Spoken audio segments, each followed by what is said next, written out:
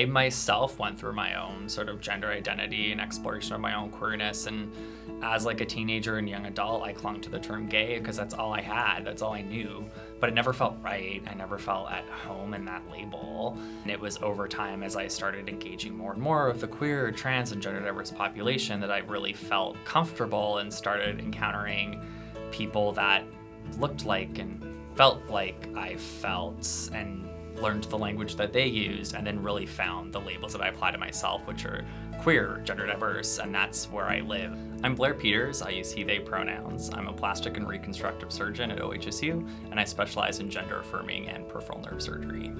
I describe gender-affirming surgery as using surgery to help someone physically actualize their internal sense of self.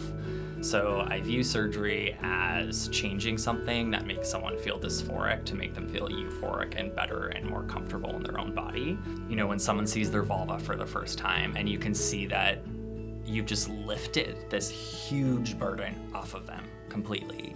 Or, you know, I have an adolescent patient that hasn't been going to school for months and is completely socially isolated and is having just like an extremely difficult time, and they come back to clinic 2 months after top surgery and they're like this exuberant teenager in school, you know, planning the rest of their life, thriving all of a sudden. And there are so few things that you can do in medicine and in surgery where a few hours in the operating room can completely transform somebody. And that's a pretty amazing way to spend your life, especially as a queer person and a gender diverse person that